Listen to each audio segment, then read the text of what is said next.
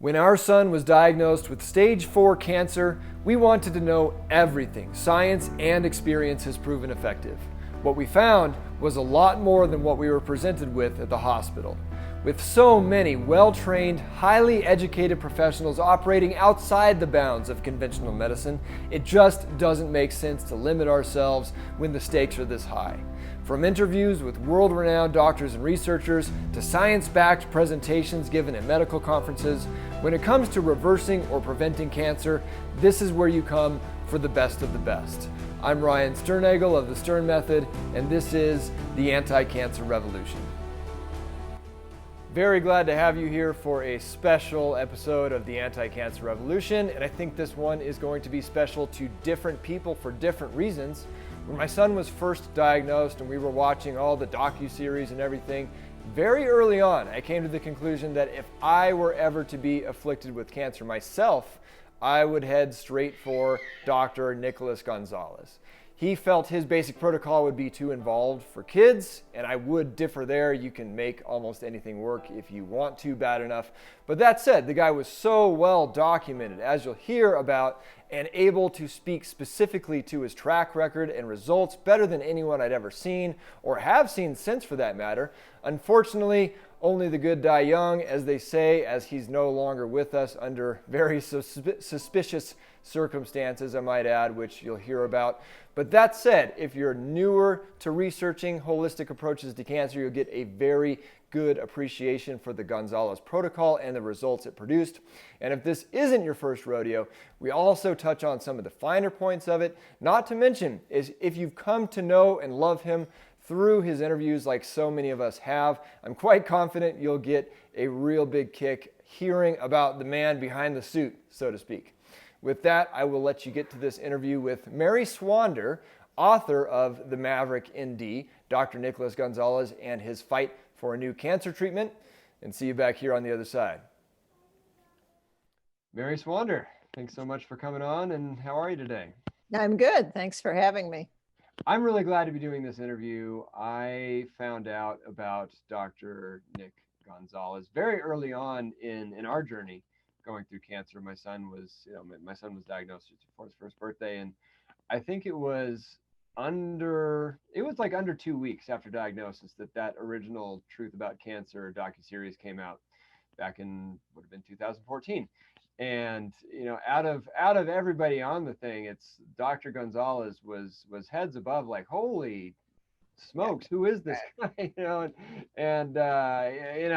His thing, he didn't work with children because they wouldn't really fit to the protocol and everything. But I thought to myself, if I was ever diagnosed, that's the guy that I would go see. Yeah. No, that's absolutely right. Was the just smartest guy in the whole field. And he actually, what was interesting to me writing his biography is he didn't consider himself an alternative medicine person. He thought he was on his own paradigm, on his own path. And I really think that he was. And so, yeah, you're right. Everybody else who, may legitimately be onto something pales in comparison to this man who was a total genius. And he really worked out not only a new treatment for cancer, but also for other degenerative diseases. Yeah, I know he was certainly helping people in a wide variety of predicaments. Yeah, and I think I think that is what made him such a good. Well, I mean, he was a great practitioner, but also a great spokesman for what he did, and integrative medicine, if you want to call it that. I don't know Right. What exactly he referred to himself as, but just the fact that he did have that traditional medical training, and even just that, I don't know, the traditional mind almost. Yeah, that was one of the things that was so fascinating to me is, here was a Ivy League doctor all the way through, all the right credentials, top of his class, and everything that he did. And yeah, he actually had a liberal arts background. Before he went to medical school, he was a journalist, and then he switched careers. And I question, like, what made him shift paradigms? How did he go from this very conventional doctor into this very unconventional career and treatment. I got a kick out of finding out though that even though he was, delved into went into the realm of the unconventional, he still wore a suit and tie even on the weekends. I mean, I'm telling you, he was the straightest guy who ate all organic food that I have ever met. So, so there are a lot of paradoxes to the man, and the more I probed, the more interesting it got. He grew up in this sort of streetwise family in Queens, New York, and he loved baseball, and he basically taught himself statistics, by the time he was age 12, with the baseball scores and the averages and so forth. And then he actually did have two loves, and one was literature. He grew up in a family of musicians, first of all, and their home was just filled with music and literature and the arts. And so he was a English major at Brown University for his BA. But the whole time he was also taking all the classes and things that would set him up to go to medical school if he wanted to. But he didn't think that he wanted to. And so he had a scientific mind, but he also had a very literary arts mind, and that's unusual in one person. Sometimes you see it in twins. You often see it in twins, as a matter of fact, but in one human being, that's pretty unusual. And then he was a journalist, quite an accomplished journalist in New York for 7 years. And he was working for Time Inc. And they put him on the science beat. And he thought it was the booby prize. In fact, that's how the book opens, where he's like, oh no, now I have to go interview a bunch of scientists, and this is going to be really boring, and it's going to be a grind. And then he started interviewing people like Linus Pauling. And Linus Pauling said, where'd you go to medical school? He's like, I didn't go to medical school. And he said, you didn't go to medical school? You're asking me some of the most sophisticated questions I've ever been asked in my life. And so, scientifically. And so Linus Pauling and others really urged him to go to medical school. But then he had to catch up. He didn't have he took science classes apparently, but he didn't have the exact umbrellas that he needed for a background. So then he went for several years to catch up on his classes. And then he applied to medical school, and he was at Sloan Kettering in medical school, and his father got cancer. And he stood beside his father's deathbed and made a vow that he was one day going to find the cure for cancer. So that's one of the things that really launched him into this career. But he thought he was going to be a straight researcher in a lab in Sloan Kettering. Like that was his dream. That was the path he thought he'd set out for himself. And lo and behold, he met a very quirky dentist named William Kelley, who had cured himself of pancreatic cancer. And he was from Texas. And Nick Gonzalez said, he was a journalist, investigative journalist. So he was used to asking questions like, how did this happen? Is this true? I want to see the data. I want to see the proof. So he talked his mentor at Sloan Kettering into, which Dr. Good, who was very, very, very revered, incredibly well-published doctor himself.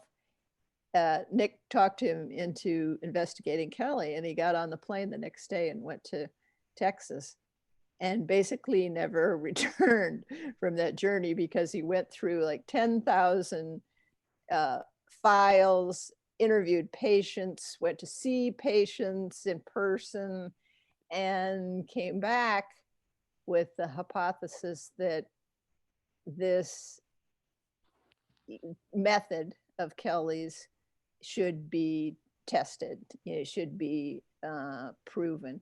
And then he spent the rest of his life trying to get that program proven in the straight medical world, which is just not something that really plays out for alternative doctors and alternative theories, as you well know. No, yeah, I'd say the two biggest guys, or the guys that have broken in the farthest, have had the most trouble, and that's Dr. Gonzalez, as we know, and then and then we always hear about Dr. Brzezinski too. Right. And he's the other one trying to actually do actual right. Clinical trials and go through the system the way they want everyone to go. And what do you know? Those are the two guys that they're always trying to take their medical licenses away, and they get the most pushback. And that's why I say in the book, his father's family was Mexican. He could have gone to Mexico easily and set up a clinic. Dr. Gonzalez could, like the Gersons have done, and other people, because then you're like outside of the United States. Yeah. But he didn't. He stayed in New York, and he fought it through to the very end. Could you and I want to dig into all things Dr. Gonzalez. I got quite a few questions about him and the protocol as well, because it's been a while now. Right. Sadly, I think it was just about a year after I found out about him, when it was 2015 he passed away. Right. Yeah. Yeah. It's been 5 years. It's been 5 years. So I'm very glad that that you and Mary Beth are doing what you're doing to keep this alive. And Mary Beth has worked really hard to keep his legacy alive, and I worked, frankly, really, really hard on this book too. So I'm trying to do my little part in it. Yeah. It was a lot of research. It was a lot of reading. It was a lot of interviewing, putting the pieces together.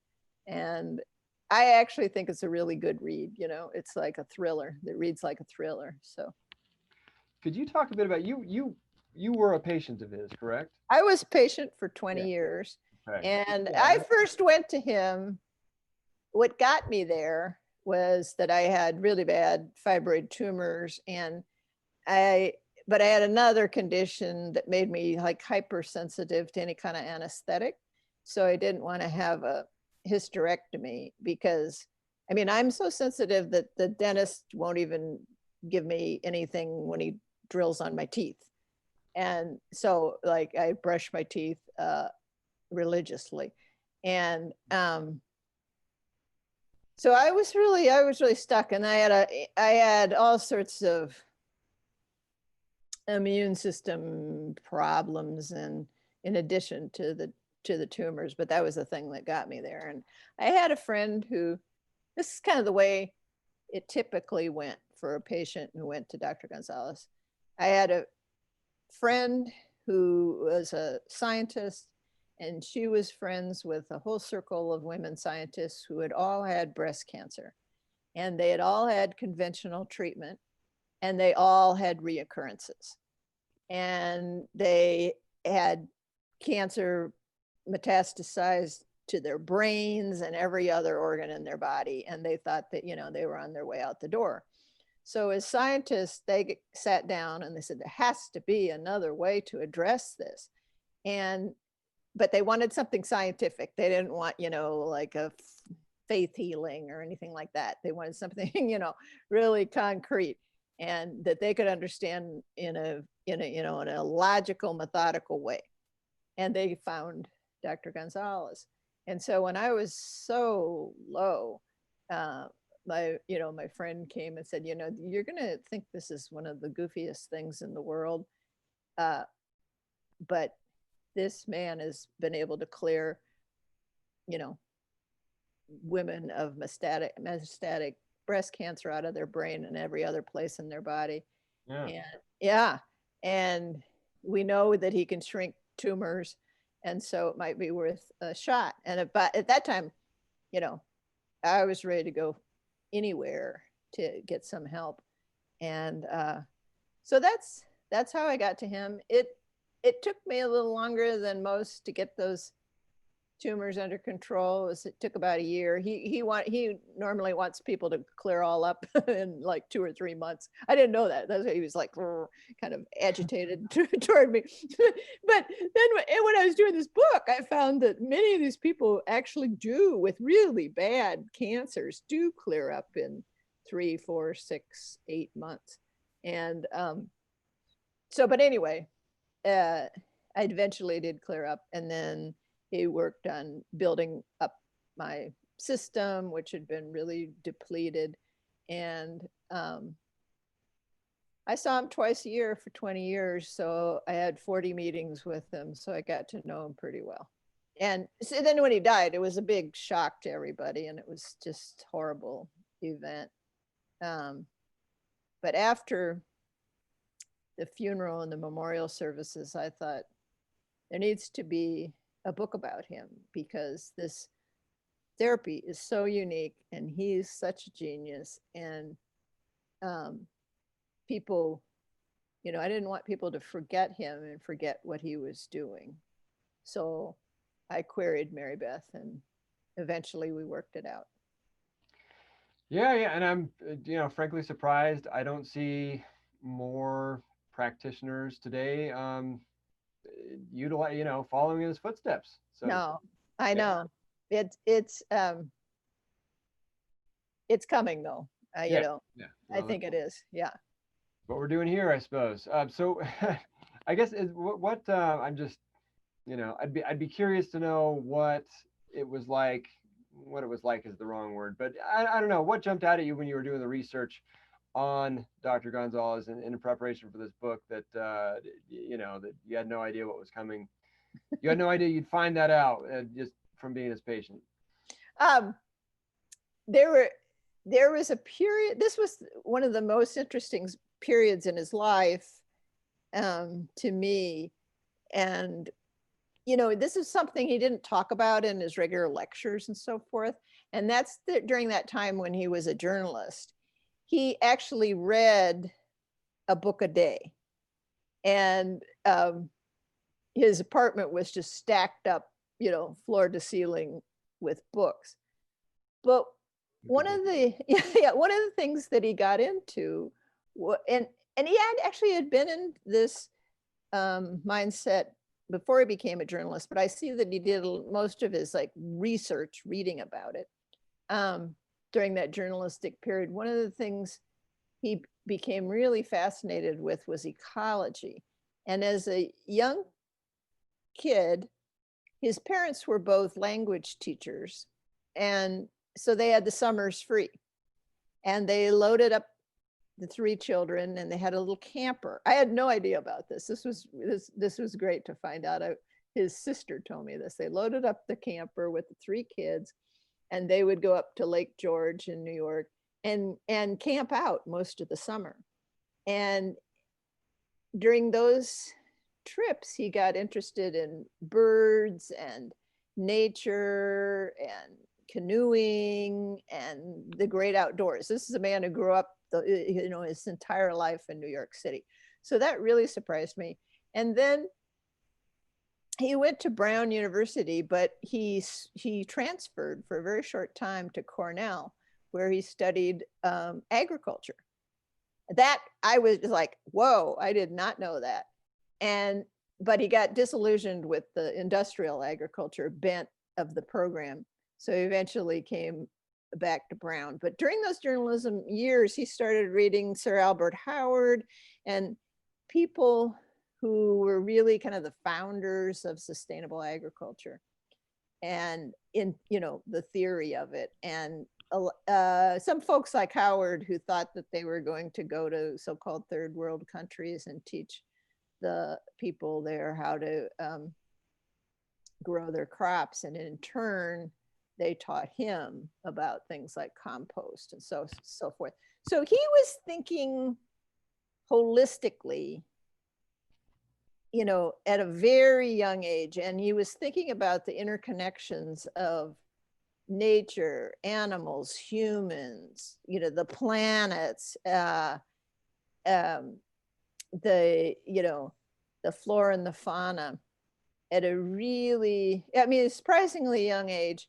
And it's, to me, very surprisingly for somebody who, was in New York City the entire time. So that was one of the things that I really probed, because it was one of the things that seemed to me that allowed him to make the leap. As I said, I go, why is this conventional guy? How did he make the leap from, straight medical school into this other world of, as you say, integrative medicine? Yeah, that most doctors, I'm sure all of them see the benefits, and you always hear the stories about people going and pursuing whatever you want to call it, alternative integrative medicine, and then coming back to their conventional oncologist and saying, I'm all cured, and they're like, well, we haven't even started the treatment yet, or whatever the case may be. Right. But then no, one of the hardest things is just that you've got your finger on it as a patient when you experience a healing like that, and you go back to the conventional doctor and they just discount it or say, it's, it was a spontaneous healing or whatever lingo they have for it. And I know a whole circle of patients who just say, oh, well, and shrug their heads. Yeah.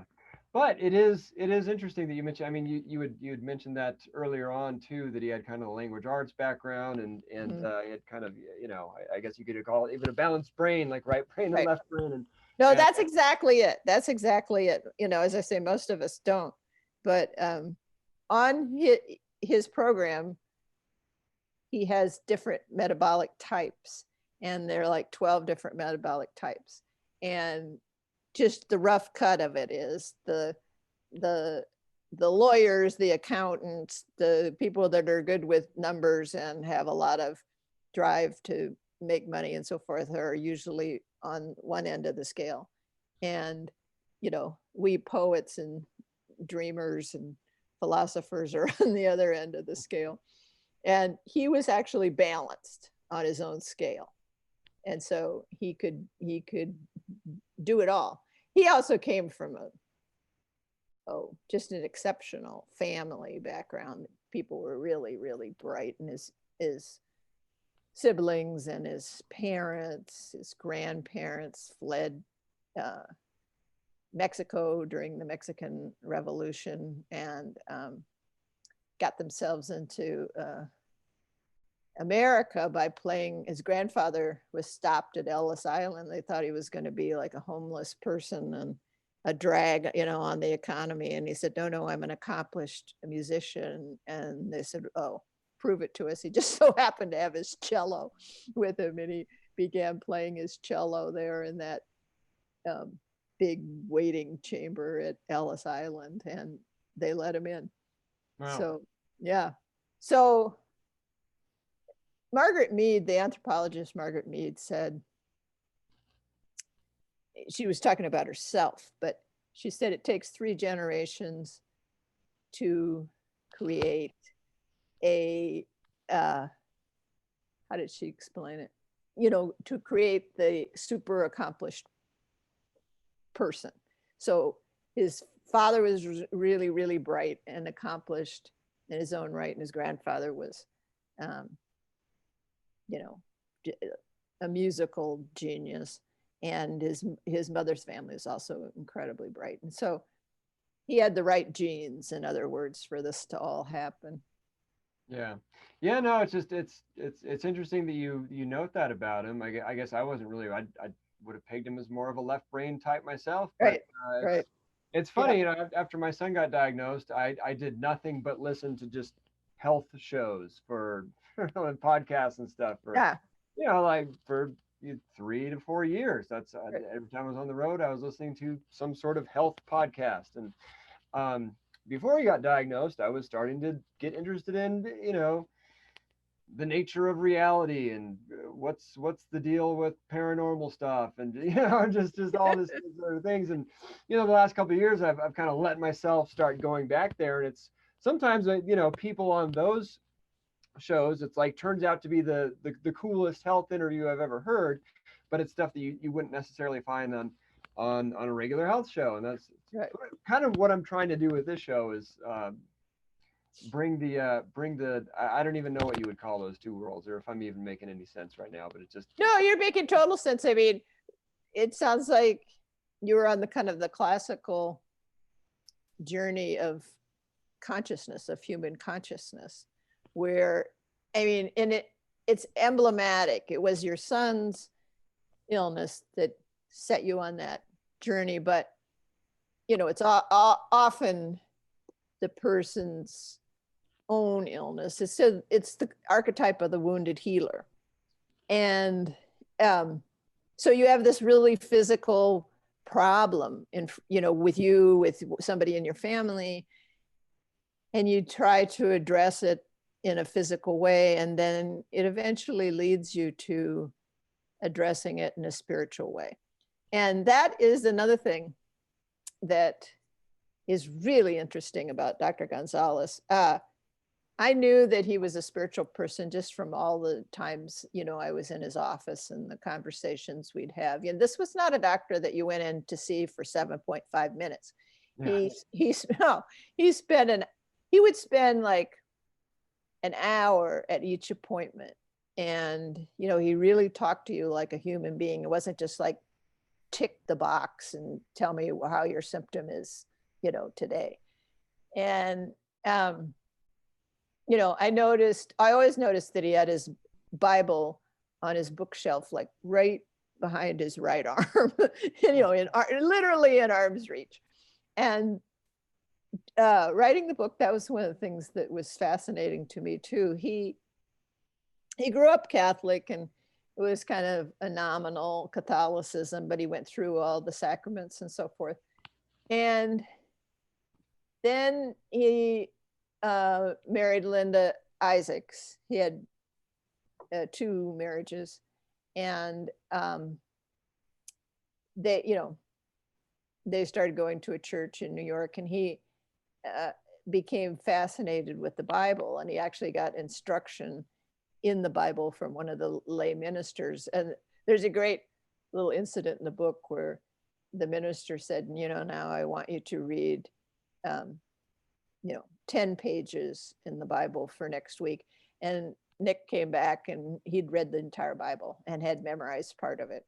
And he had a photographic memory. So, he could just quote things like right out of his head. And he became a biblical scholar. He was really, really well versed in biblical literature. So that was another thing that opened up for me. And that's what I'm saying. I can see that develop in so many people: the wounded healer, the illness, the injury, and then the spiritual transformation. Yeah, I suppose he had his own origin of his father passing and wanting to do something. Yeah, that's no, you can relate to that. And then, did you ever meet him? No, I never did. No. Yeah, well, he was a little guy. It was only my size, and but like a baseball player, as I said, an athlete, and just a fighter. And he spoke really quickly, and he moved really quickly, and thought very quickly. And so he had the drive to develop this program and test things. Part of the program is the use of pancreatic enzymes, and the enzymes are the things that actually help destroy the cancer. And the dentist, William Kelley, figured that out just sort of by accident, because he was having digestive problems with his pancreatic cancer. And he went to the drugstore, and the pharmacist said, you know, pancreatic enzymes often help with digestive problems. So he started taking them, and then he noticed his tumors were going down. And his tumors were literally sticking out of his gut. He could monitor them, you know, just by sight. And then he began basically experimenting on himself with the pancreatic enzymes. And then there was a lot of research on those that have been forgotten. And so he delved into that, and so did Dr. Gonzalez. But to make the enzymes, you can't just go out and buy any old enzyme out of a drugstore. And also, I want to put a warning on this. You can't treat yourself for cancer in any shape or form by reading this book or any other way. But the enzymes have to be formulated in a very, very precise way. And Dr. Gonzalez worked on that for years, figuring out the formula and the manufacturing process and the right company to make them for him. He wrestled down every problem. You know, he didn't just blow off anything. So. Could you, as long as we're talking about enzymes, could you speak to that? You hear pancreatic enzymes, you hear proteolytic enzymes. Yeah, I don't know. Could you just go into a little more detail on exactly what it was that he was using? What's the difference between, you know, his formulation versus some other popular ones on the market? It's just, it seems like it's kind of a vague area for people. Yeah. The pancreatic enzymes have a history.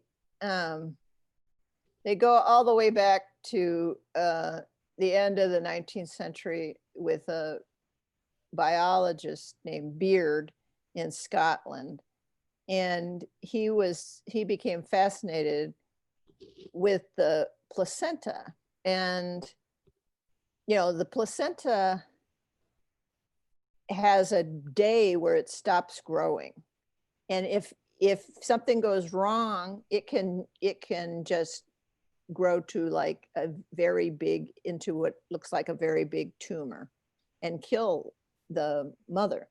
And so he thought, no, what is it about this day when it stops growing? What happens? And he sifted it out. That was the day that the pancreas kicked in the fetus. And so he theorized that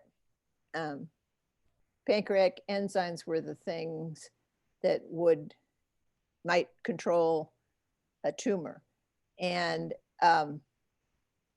so he did a lot of experiments on them, and he was discounted too.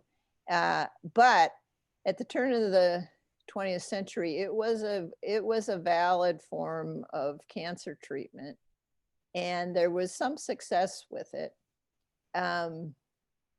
But then Marie Curie came along and had discovered radium.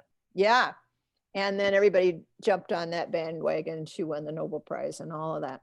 And so everybody forgot about Beard. And,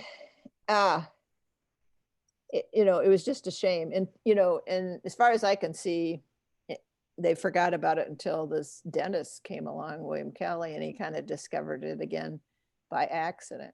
So I don't know all the ins and outs of the chemical formula of this, but the only pancreatic enzymes that I would ever trust in the world would be the ones that Dr. Gonzalez had made for him specifically. Are those still in production? Yeah, they are. And I forget. Why am I blanking on what's the brand or whatever that? I get them through Nutricology. Nutricology. That's yeah, it. yeah. So, you know, this research needs to be picked up and made public, and you know, it deserves a lot more study. By the time I got done with the end of, you know, the book, I thought, this is incredible. This man had a full-time practice seeing all of us patients with, you know, you couldn't get into him basically unless you were dying.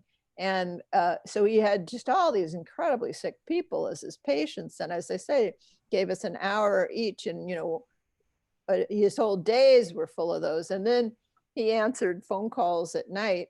And then he was trying to do his own research and writing on top of it. And I just thought, oh man, he needed to have been in some, you know, had some cushy lab and a lot of assistants and, you know, a lot of students helping him. And that's what he would have had if he'd stayed in, you know, conventional medicine, but not with this, not with this research. And so these lone scientist geniuses that are out there have like a rough time of it, because they have to finance their own research. And they have to do it and make a living on top of that. And, you know, and I just kept thinking, you know, he should have had a genius grant, or you know, 10 genius grants and some time off from all of, from all of his demanding patients, and left alone to do his work. Well, as long as I want to circle back to the you know, his study and what went wrong there and all that stuff, and maybe we'll save that for the end now that we're kind of drifting into the protocol itself. So I mean, he was doing high amounts of these enzymes, and then you know, he's kind of famous for saying his patients are on 150 to 200 pills a day. How many of those pills are enzymes, and how many of them are other supplements? It depends on what illness you have. So I did not have cancer. So I take like 8 enzymes when I first get up, 4 at each meal, and then 8 at 8 o'clock at night. People with, and the enzymes that I take are mostly as an anti-inflammatory, because that's, you know, I've got inflammatory problems. People with serious cancers take them every, whatever it is, every couple hours during the day, and they have to actually get up in the middle of the night and take them too. And so it's very intense, but that's one of the things that really makes the program effective. And the number that they take, again, varies in what, you know, how serious their cancer is and what's going on and how well they tolerate it. Because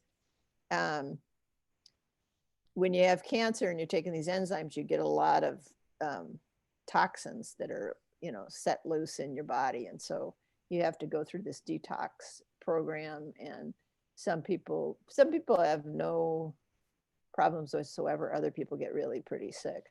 The infamous coffee enemas, as you like to call it. Yeah, everybody on the program has to take coffee enemas. And again, the number varies during the day. He was on his own programs, you know, since he was in his 30s. And I know he took at least 1 coffee enema every morning.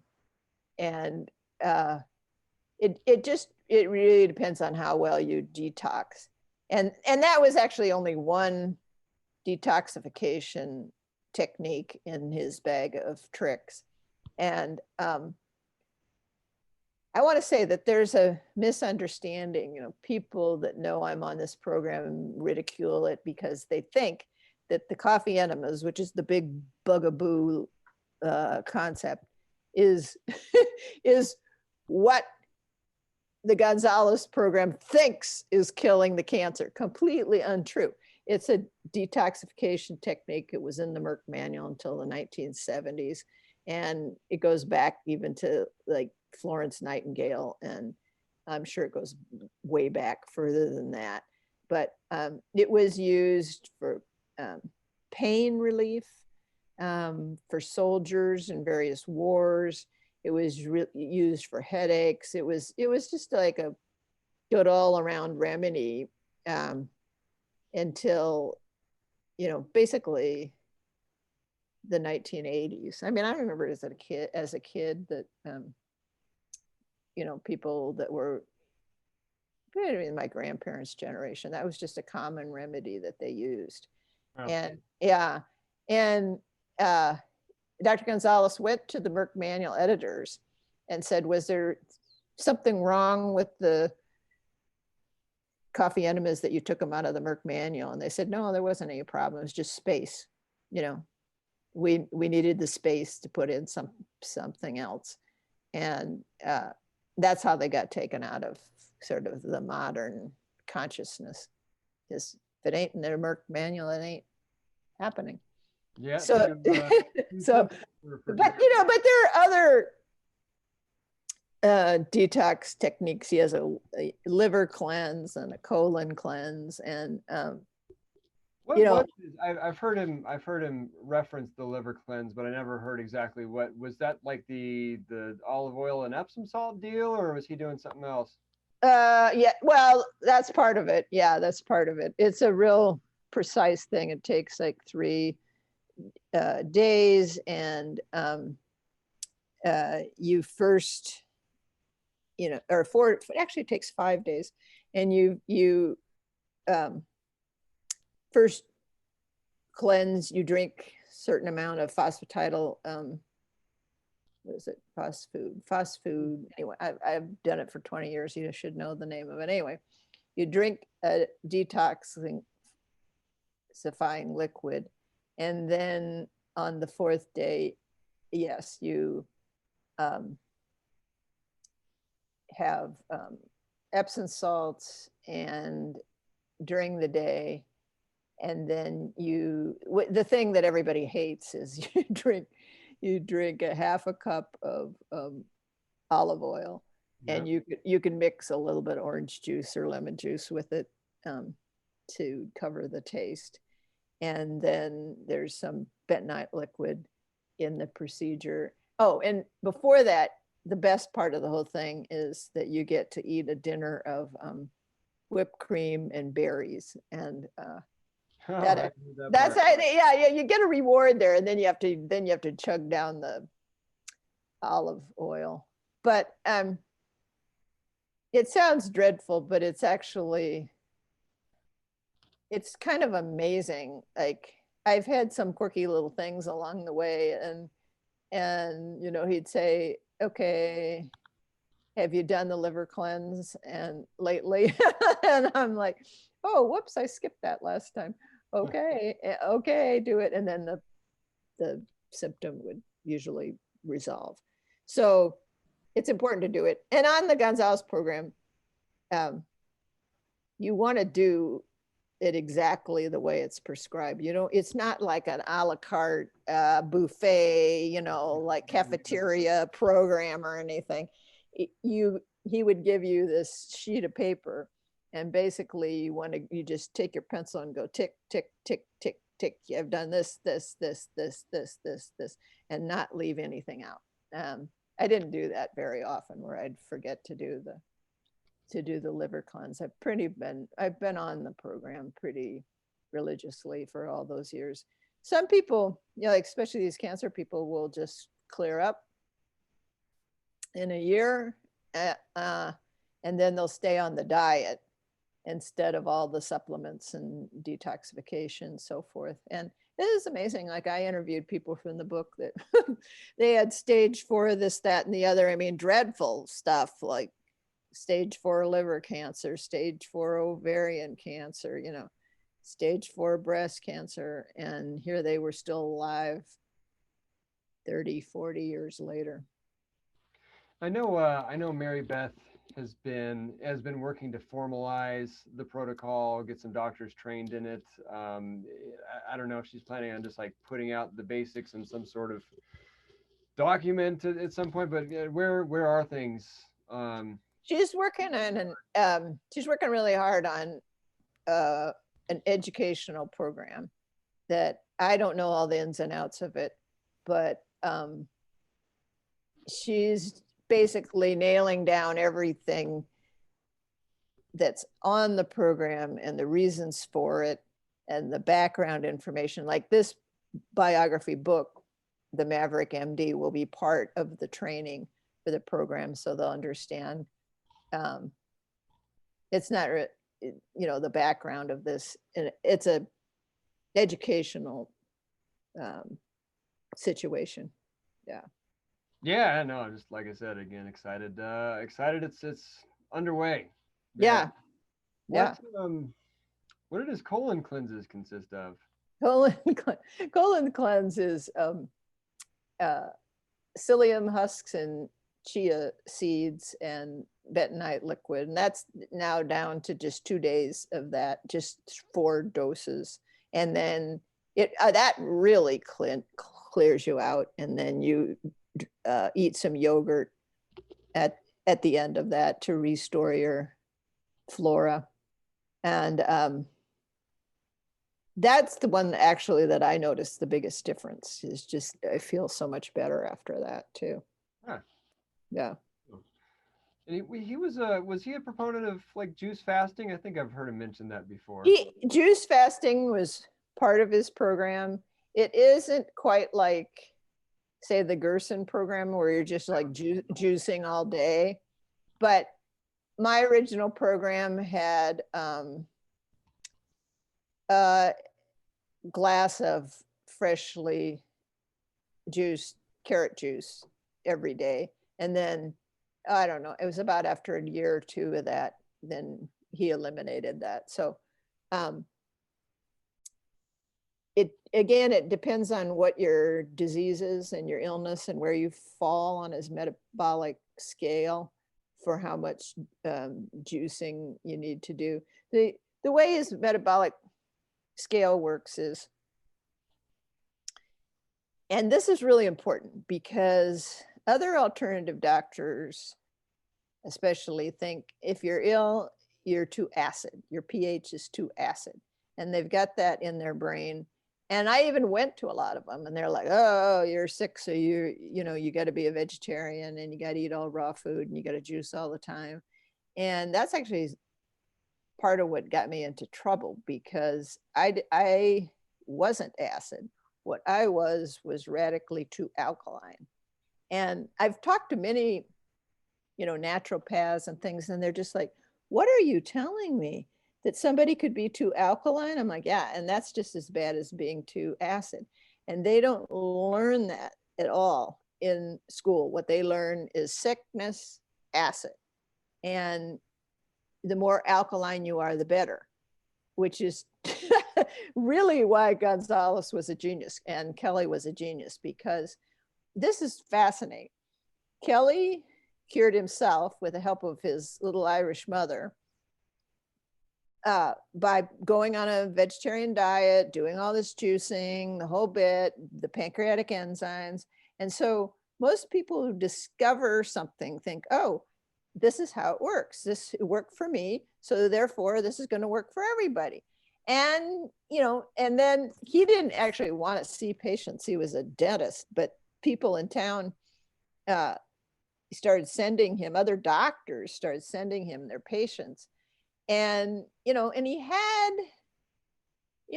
probably, I think it was about 60% success.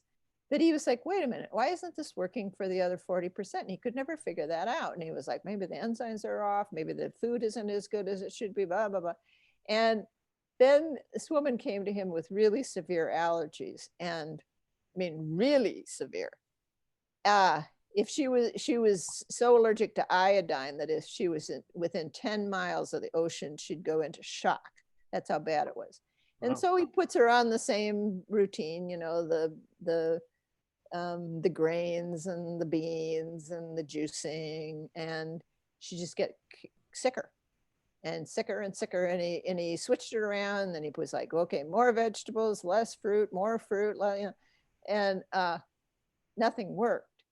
And finally, it was just desperate. And he said, well, the only thing I haven't done is have you eat meat? And so he came to her bedside and brought her some meat, and she started feeling better instantly. And he thought, then he was like, wait, what is happening here? And then he realized and developed this whole idea of these types where you could fall anywhere on the acid alkaline scale. And she was very alkaline and needed the meat and not as many juices. And I'm on the alkaline scale too. And so I don't need as many juices as the real acid people do. And so this is really important. Like a lot of people say, just give me that, sheet that Dr. Gonzalez gave you, and I'm going to use it, and I'm going to clear up my own cancer. I'm like, no, you don't want to do that. And because the supplements also are particular for metabolic types. So, if I gave somebody with, let's say breast cancer, because that's an acid type of cancer, my program, it could kill them. And so that's the important thing. Everybody's different. Everybody's diet's different. Dr. Gonzalez used to say of 12 different diets with 99 different variations. Yeah. And then the supplements are all, again, different according to your metabolic type. So what all went into the metabolic typing? I've always been fascinated by this. I mean, you mentioned, you mentioned the cancer type. You talked about just kind of where their head's at in terms of left brain, right brain, that sort of thing. But yeah, right. What all was he taking into account? Was he doing blood work and stuff like that? And yeah, he did a whole raft of tests and to determine your pH. And then, I mean, it's hard to tell people this, but Dr. Gonzalez could tell what type you were just by meeting you, just by looking at you. Yeah. And I showed up there once with one of my old students who wanted to meet him, and and we went into, she left, we went into his office. Oh, he said, oh, what a lovely person. She's a real balanced type. And I'm like, how can you tell that? But you can tell, so he could see just physical characteristics. Like acid people tend to have high functioning to their organs. And so those are the people whose eyes bug out a little bit, who are really physically fit, often really thin, highly developed muscles, who are good at math, who often have an anger issues. And then on the other end of the scale, the alkaline people, as I say, are kind of the dreamers and the literary artists, musicians. They have softer muscles, are not as good at sports, not as good at math, but are often gifted in the arts. And then the balanced people are in between. And it's a genetic situation. So the further you are from the equator, in your ancestry, in your original native ancestry, we're also mixed up, and we've, especially in the United States, traveled around so much, intermarried with different groups. It's a little hard to sift out. But further you are from the equator, the more alkaline you will be, going north. Yeah. And then the people that are basically like they'll say, well, the Mediterranean diet's the best diet. The Mediterranean diet's the best diet for people that live on the Mediterranean, because because they're basically balanced. My ancestors were,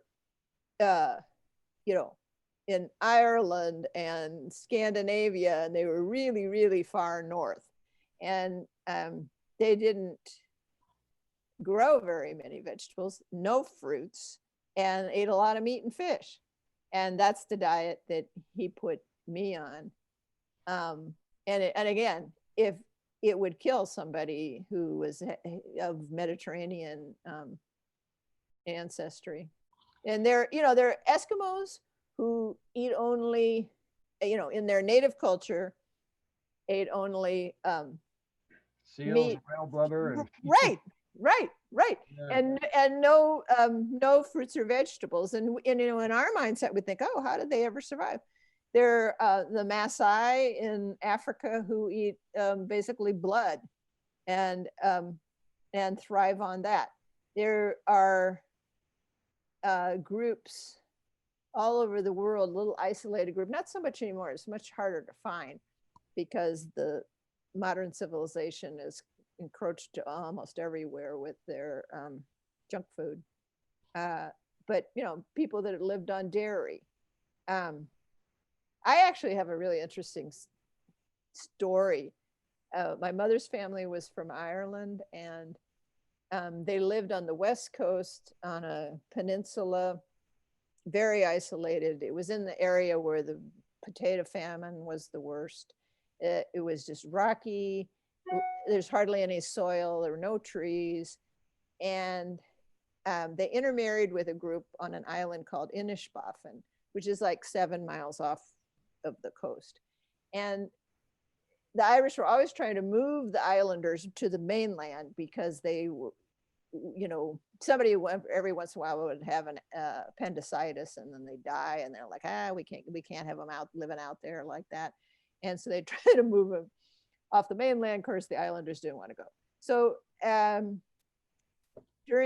was like 1889, 90, they sent a doctor out to Inishbofin, and he was to report on the poor health of these islanders and give them a reason, some data, to bring the islanders back to the mainland. So the doctor got out there and he's like, these people eat fish, a little bit of mutton, potatoes, a little bit of dairy, a few berries from time to time, and that's about it.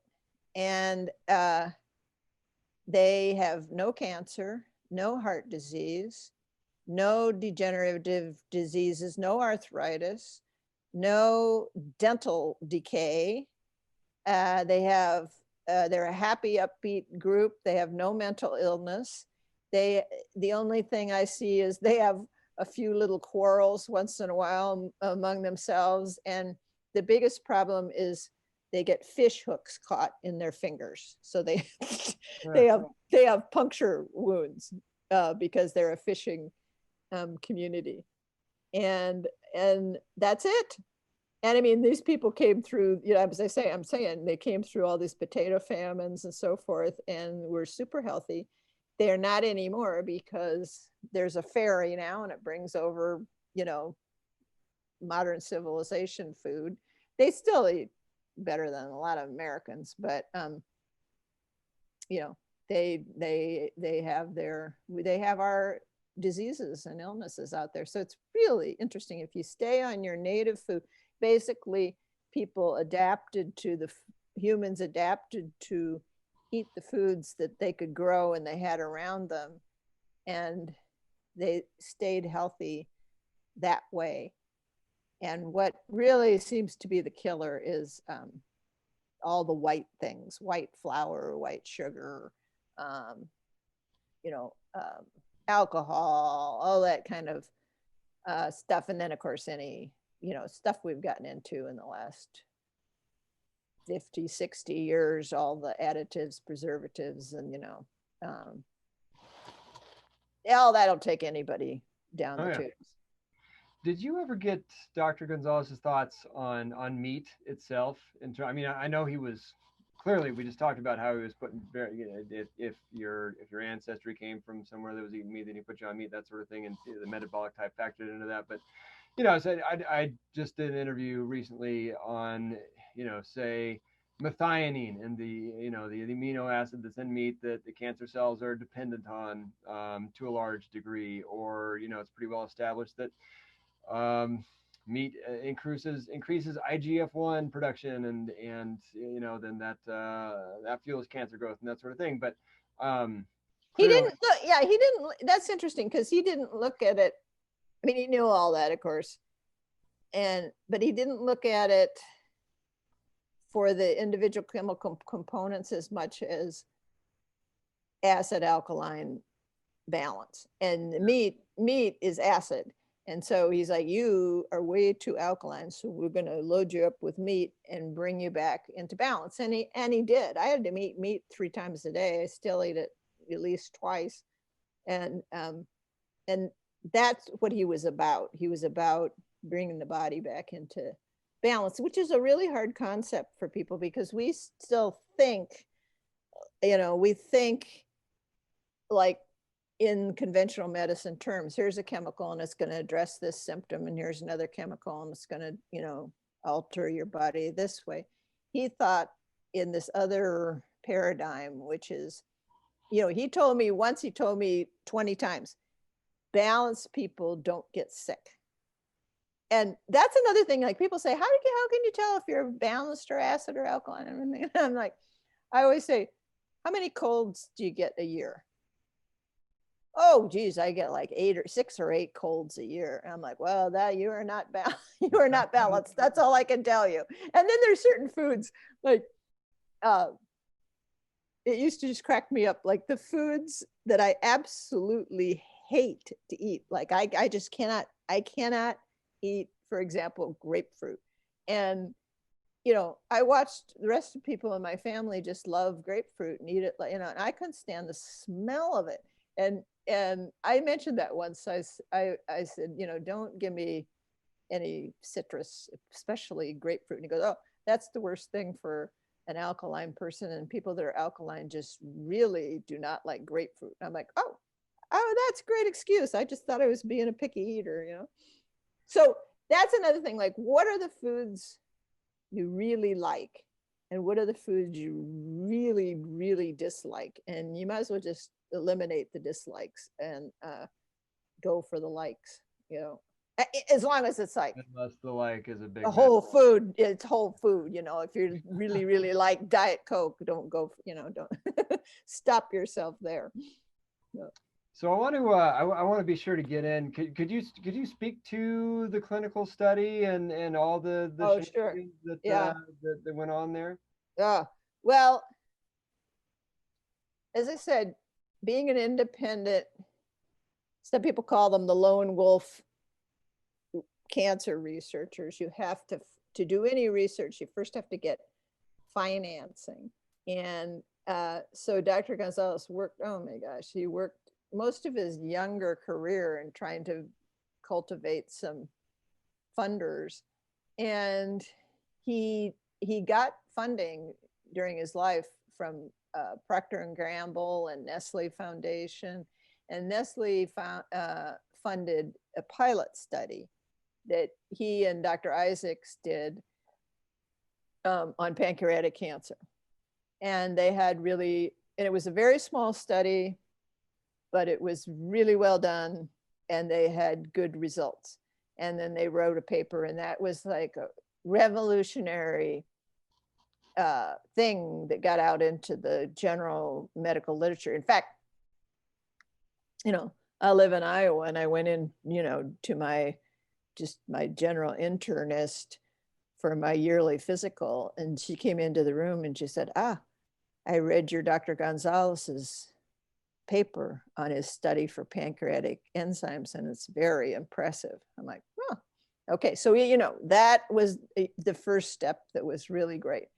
And then out of that, and it's amazing, he was encouraged by doctors at the NIH. I mean, he was in the halls, walking the halls of established medicine to do a clinical trial. And this was the thing that he wanted to do. Actually, Dr. Kelley said, I just want this to go through a program, to go through a clinical trial.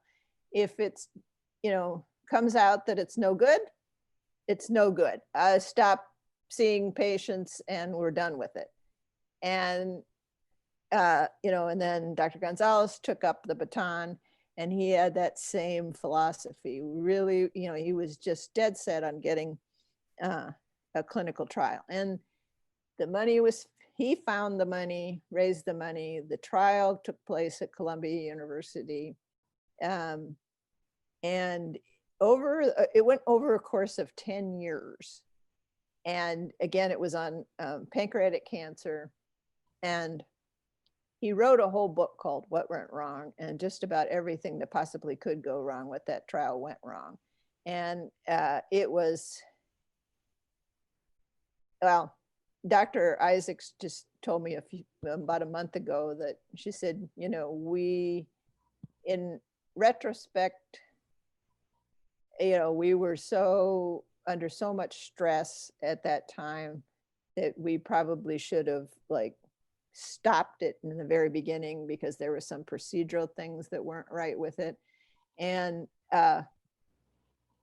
then they just hit roadblock after roadblock after roadblock, and the data was messed up. I mean, everything was messed up with that clinical trial. And in the end, the researchers at Columbia published a paper that said, basically, this program doesn't work.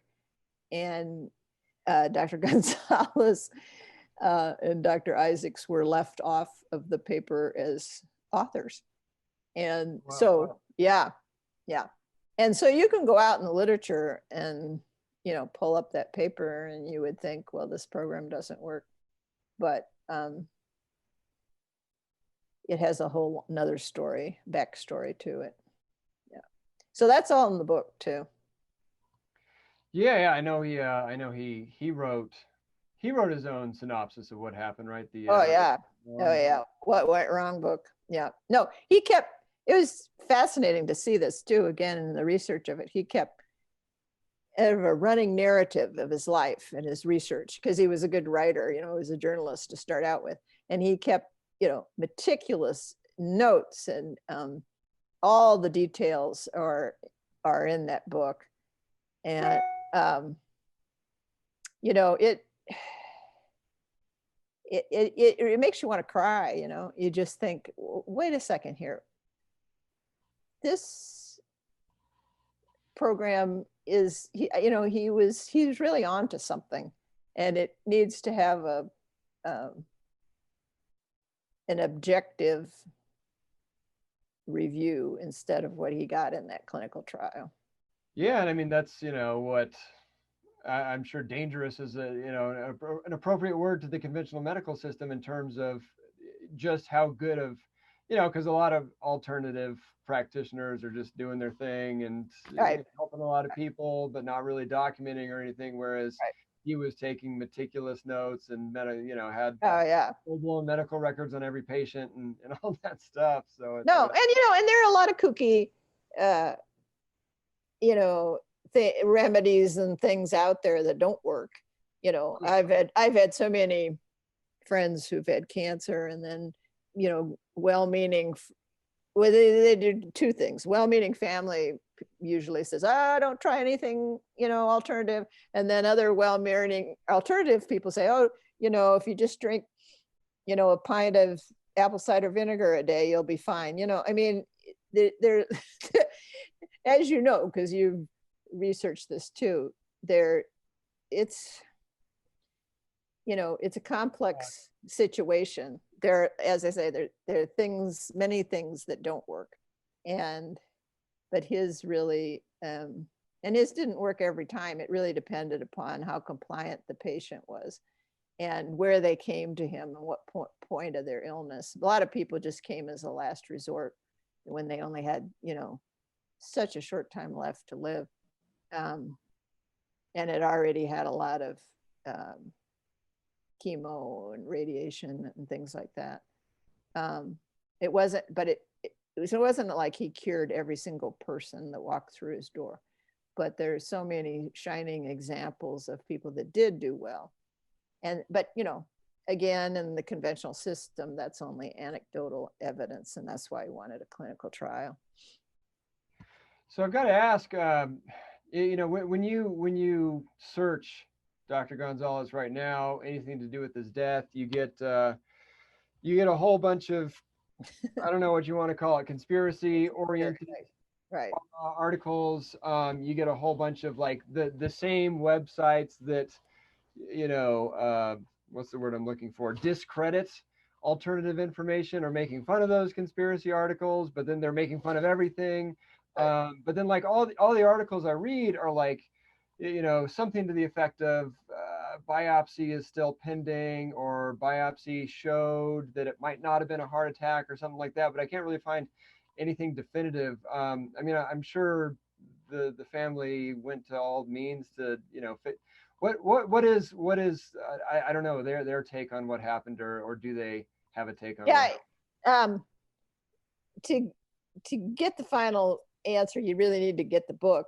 But I've got everything in the book that is, factually correct and didn't go down any conspiracy theory rabbit holes. And I can tell you, and there was a autopsy done, and then a second round of tests, and they ruled out heart attack. Ruled out heart attack. Yeah. All right. I mean, he died. For people who don't know, he died suddenly. Yeah. In his apartment. He was age 67, and it looked like a heart attack. That's what they thought had happened at first. So Fair enough. Fair enough. What else did I want to? Oh, yeah, and just I don't know. This is, I mean, speaking of conspiracy stuff, I have to mention this because I noticed it. When you're searching Dr. Gonzalez on YouTube now, and I know this is something they like to do.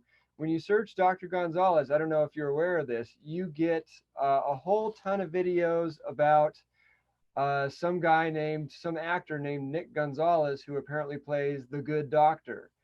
Um, I've and seen that. I've even seen that. even down to Dr. Gonzalez worked with Dr. Good, and now it's Nick Gonzalez playing the good doctor, and that's all you can find when you search Dr. Nick Gonzalez. And I don't know. Yeah, I've seen that. Really, it pays to just read my book, stay off the internet, because there's so much junk that goes on the internet. That's how I feel about it. But no, I was actually quite infuriated when I yeah. Well, and there's a Wikipedia page that oh yeah, makes him seem like the biggest quack in the world. And there's just this constant pushback on any of these people that step off of the path, conventional. No, it really is. oh yeah, no, it's, just thinking about Wikipedia. Dr. Rashid Buttar, another pretty well-known, integrative alternative, what do you want to call it, doctor, helping people with cancer.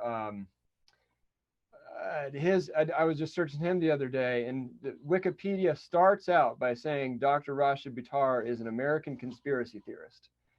It's like not even anything to do with like his medical practice. Just he's a conspiracy theorist. That's what you need to know about him.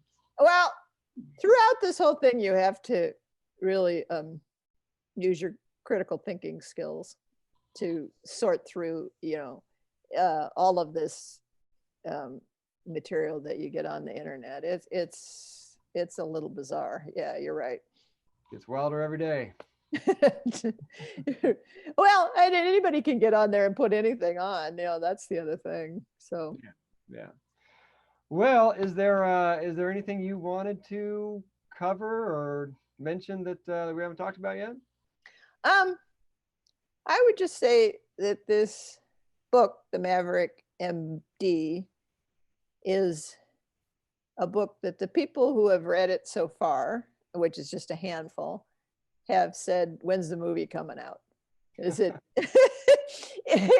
it's engaging, engrossing. I tried to write it like a movie, so that it would be fast paced, but at the same time you'd get a good background of information on this amazingly fascinating human being that walked the earth for too few years. Very good. And yeah, on that note, do you please let everyone know where to find it? You can buy the book on Amazon. There'll be some pre-order time period there, a few weeks early, I suppose. And that's the main route to buy this book. It's brought out by New Spring Press, and you can get more information about the book on New Spring. And we're very excited to get it rolling. Very excited indeed. You want to mention anything about what Mary Beth is doing with the Gonzalez Foundation in general, or anything folks should know about that? Yeah, she has a Gonzalez Foundation, and she's, again, worked really hard to bring into print all the books that were in his desk drawer that he was working on. He was working on his, he has several volumes in his most famous cancer cases that are fascinating. You read about these people that he brought back to life, basically. There's a book about the whole theory of the program. She's brought out something like five books since his death, and then the Maverick M.D. It'll be the most recent one. Very good. Mary Swander, thanks so much for coming on. Oh, it was my pleasure. I really enjoyed it. Thank you very much. There it is, the life and times of the man, the myth, the legend, Dr. Nicholas Gonzalez, the Maverick M.D., as retold by Mary Swander. Big thanks to Mary both for this important work and taking the time to share it with us. You can find the timestamps to all topics discussed, links to all resources mentioned, etc. at thesternmethod.com/Nicholas-Gonzalez-Maverick. And when my wife Teddy was editing this episode, she asked me, why don't more doctors follow or at least incorporate his protocol today? And I have to tell you, I was a bit stumped. Yes, some doctors incorporate high-dose enzymes, some coffee enemas, similar supplements, and so on, but I don't hear about anyone really saying, I'm picking up this blazing torch the guy left behind and running with it. Hopefully, that changes soon with the work of Dr. Gonzalez's wife, Mary Beth, who was the main driver behind this book getting done, and also what she's doing with the Gonzalez protocol, making it into a formalized system that can be actually trained to other doctors. I believe they've got a few going through the program right now, and I hope this interview helps that movement pick up steam in some small way. This approach has been on the outskirts for so long, from an obscure embryologist around the turn of the 20th century to some dentist in the 60s and 70s to Dr. Gonzalez, who was blocked at every turn by the mainstream, despite his meticulous record keeping and the rest of it you just heard about.